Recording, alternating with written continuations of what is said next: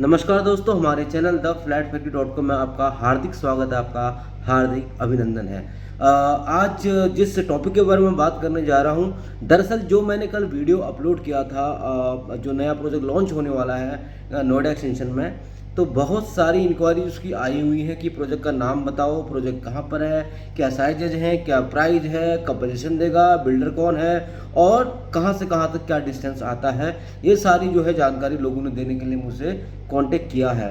तो आप लोगों से रिक्वेस्ट है कि जैसे मैं पहले कह चुका हूँ कि ये प्रोजेक्ट लॉन्च होने वाला है, लॉन्च हुआ नहीं है, तो इसकी जो इन्फॉर्मेशन आप तक पहुँचानी है एक्यूरेट, वो अभी मैं डायरेक्ट नहीं पहुँचा सकता। हाँ, ज़रूर इतना कर सकता हूँ कि आप अगर अपना नाम लिख के दे सकते हैं और आपका जो मोबाइल नंबर है, जो नॉर्मल कॉलिंग होती है व्हाट्सअप, इंक्लूडिंग व्हाट्सअप, बट जिसमें नॉर्मल कॉलिंग भी होती है, वो नंबर अगर व्हाट्सअप कर सकते हैं नाम नंबर के साथ, तो मैं आपका नंबर कॉन्टैक्ट जो है मैं सीआरएम या डेवलपर की टीम के पास पहुंचा दूंगा। तो आपको सारी चीज़ वहां से मिल जाएगी, including PDF, including all information details regarding position, regarding payment terms, prices क्या है, लोकेशन क्या है, बहुत सारी चीज़ें आपको तुरंत जो है वहाँ से उपलब्ध करा दी जाएगी। तो आपसे एक रिक्वेस्ट है कि आप अपना नाम और नंबर जो आप नॉर्मल कॉलिंग में यूज़ करते हैं as well as WhatsApp calling में यूज़ करते हैं, आप मुझे भेज सकते हैं ताकि मैं आगे प्रोवाइड कर सकूँ, फॉरवर्ड कर सकूँ आपकी इन्फॉर्मेशन को। दूसरी बात, मैं आप लोगों से पहले काफ़ी मंथन किया, मैंने आत्मविश्लेषण किया कि it is good to share with you all not, but I think I have to share with you. कुछ ज़्यादा नॉलेज होने का जो नुकसान होता है, मैं उसके बारे में आपको बताना चाहता हूँ। एक्चुअली 15 दिन पहले क्या हुआ कि मुझे कॉल आया कि आप आईपीओ में इन्वेस्टमेंट करते हैं। मैं बोला हाँ करता हूँ। तो आईपीओ लगते हैं? बोला नहीं लगते हैं। अमूमन होता ऐसा ही है कि रिटेल पोर्शन में जो आईपीओ आते हैं वो हमें मिलते ही नहीं। तो उन्होंने कहा कि हमारे पास एक इंस्टीट्यूशन अकाउंट है, आप अकाउंट ओपन कर लीजिए और जो है आपको आईपीओज में 100% आपको श्योरिटी आपको अलॉटमेंट शेयर्स हो जाएंगे, शेयर की अलॉटमेंट हो जाएगी। तो मैंने 1 महीना स्टडी किया, ऑनलाइन ग्रुप था मैंने, तो जो जो चीज़ वो बता रहे थे, I think IPO allotment, market scenario, NSE, BSE, FNO, call and options and listing date, premium, grey market premium, सारी चीज़ें मैं कनेक्ट करते जा रहा था, सारी चीज़ें मैं कनेक्ट करते जा रहा था। शेयर होल्डिंग पैटर्न, अगर किसी भी कंपनी के डायरेक्टर्स के जो है प्रमोटर होल्डिंग 70% से ऊपर हो तो कंपनी बहुत अच्छी होती है। जी हाँ, होती है। तो वो दिखाया, वो मैंने चेक किया, सारी चीज़ें बहुत ही स्मूथली जा रही थी और मुझे लग रहा था कि हाँ जेन्युइन है। जब मैंने पैसे लगाए तो करीब करीब एक के आसपास मैंने लगाए, तो ट्रेडिंग करके 2-3 दिन में मैंने 1.25 कर दिए थे, मतलब 20-25% रिटर्न आ गए थे। और उसके बाद उन्होंने आईपीओ अप्लाई करने के लिए कहा, एमके का, AMKAY, और 50-55 रुपये का आईपीओ था। और मैंने बोला तो ये तो आएगा नहीं, मिनिमम 2000 शेयर्स आप अप्लाई कर सकते हैं, कॉस्टिंग अराउंड 1,20,000। तो मैंने कर दिया। तो अलॉटमेंट मेरे को आती है 14,000 शेयर्स की।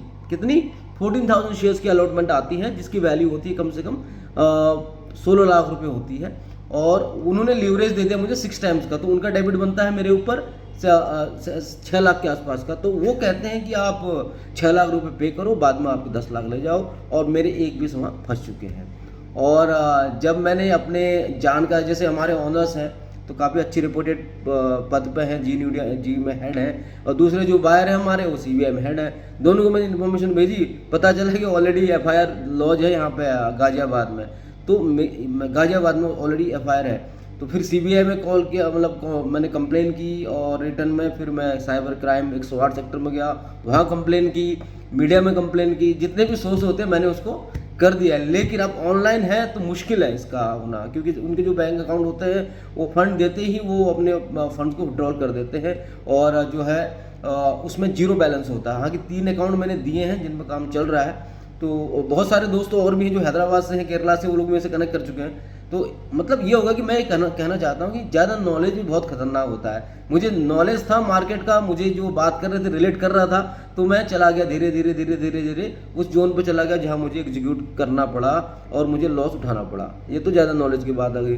दूसरी बात आ गई, एक साहब है सौंदर्य में, मैंने उनको फ्लैट दिया 2 साल पहले, और उनकी IT कंपनी है और कंपनी के हेड है, और फैमिली भी IT बिजनेस में है। तो बोला यार मैं कारपेंटर का काम मैं खुद कराना चाहूँगा, वर्क फ्रॉम होम चल रहा है, हमारी कंपनी, हम कर लेंगे। मैं बोला सर आपका काम कारपेंटर को मैनेज करना नहीं है, आप ऐसा करिए, आप अपना काम कीजिए, कारपेंटर मैं देख देता हूँ, या फिर हम लोग कर देते हैं अरेंजमेंट। नहीं, उन्होंने कहा मैं ही करूँगा। ठीक है, मैं कर लो। फिर 1 महीने बाद कॉल आया, बोला भंडारी जी, बोला क्या हुआ, कुछ पता चला? बोला नहीं, बताओगे तो पता चलेगा ना। बोला यार वो पैसे लेके भाग गया। कौन? कारपेंटर। कितने? 2.5 लाख रुपए। तो किसी चीज़ की नॉलेज न होना भी खामियाजा भुगतना पड़ सकता है, जैसे साहब ने भुगता, और किसी को भी नॉलेज होने के बावजूद भी नुकसान उठाना पड़ सकता है, जैसे मैंने नुकसान झेला है। तो मेरा कहने का मतलब है कि आप प्रॉपर्टी खरीद रहे हैं, यहाँ बेच रहे हैं, खरीद रहे हैं, तो इतनी डिगिंग मत कीजिए कि आप कंफ्यूज हो जाएं, आपको समझ में नहीं आया कि आपको लेना क्या है, कहाँ लेना है। आप इस चीज़ को समझिए, आप उस चीज़ से लाइन अप, जैसे मैंने इन्फॉर्मेशन दिया आपको कि नया प्रोजेक्ट आ रहा है, अगर आपको लेना चाहते हैं कांटेक्ट कीजिए। आपने कांटेक्ट किया और मैंने प्रोजेक्ट का नाम बता दिया। आप उसी की जानकारी के लिए आप जो है, आपकी बात नहीं कर रहा हूँ, लोगों की बात कर रहा हूँ, उसी की जानकारी के लिए वो 10 बार फ़ोन करेंगे, और डायरेक्ट फ़ोन कहाँ जाएगा? सेंटर में जाएगा, और उसी का ऑनलाइन डेटा उठा के वहाँ ऑनलाइन सर्वे में डाल देंगे। देखो कितनी इंक्वायरी हो रही है, प्राइस तो बढ़नी चाहिए। तो कहीं ना कहीं आत्म विश्लेषण और आत्म मंथन की ज़रूरत है जिस भी काम को हम करते हैं। शायद चोट मैंने भी खाई है, मैं इसलिए भी शेयर कर रहा हूँ कि आज के बाद, जैसे मैं आपसे बता रहा हूँ कि किसी अननोन कॉल पे, अननोन स्ट्रेंजर पे आप भरोसा मत करना।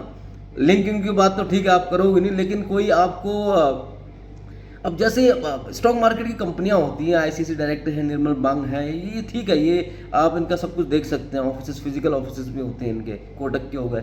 लेकिन अननोन पर आप बिल्कुल भी भरोसा मत करना, वरना जो है आपको जो है धोखा खाना पड़ेगा और नुकसान झेलना पड़ेगा मेरी तरह। तो दोस्तों मैं आपको ये बताना चाह रहा था, एक तो जो प्रोजेक्ट लॉन्च होने वाला है उसकी इन्फॉर्मेशन एक्यूरेटली और परफेक्टली कैसे आपको मिल सकती है, और सही तरीका क्या है उसका।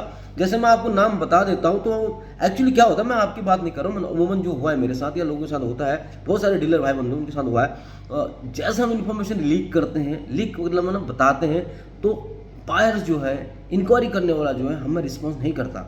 हमसे सारी इन्फॉर्मेशन ले लेते हैं, लेकिन अब फ़ोन उठाते हैं न व्हाट्सएप पर रिप्लाई करते हैं। तो हमें डिसअपॉइंटमेंट इस तरह की होती है कि कम से कम बताना चाहिए भाई इंटरेस्टेड है, नॉट इंटरेस्टेड है, दैट्स इट। अब यही बंदा 1-2 महीने बाद रिप्लाई देता नहीं, यही सेम बंदा जो है 2 महीने बाद नए प्रोजेक्ट का वीडियो डालते ना, फिर पूछने लगते हैं अरे भाई इसका बताओ। फिर 2 महीने बाद, तो 2 साल से मैं कुछ लोगों को ट्रैक कर रहा हूँ, ये लोग यही करते हैं। तो मैं उनको जो है, अब मैंने एक सोल्यूशन निकाला है कि जिस प्रोजेक्ट का जो EOI आता है या फिर लॉन्च होता है, तो डायरेक्ट CRM से कनेक्ट करा दूंगा, उनका नाम नंबर वहाँ दर्ज हो जाएगा, अपना काम हो गया। तो ये मैं कहना चाह रहा था। बाकी बहुत सारी वीडियोज मैं अपलोड करूंगा, अभी मैंने कोशिश कर रहा हूँ कि आगे इन्फॉर्मेशन दूँ और प्रॉपर्टी की न्यूज़ को आपके साथ शेयर करूँ। बहुत सारी चीज़ें, बहुत एक्साइटिंग चीज़ें आने वाली हैं, फ्यूचर में बताऊँगा आपको किस तरह की वीडियो मैं बनाने वाला हूँ। और साथ बने रहे, वीडियो देखने धन्यवाद, शुक्रिया, जय हिंद।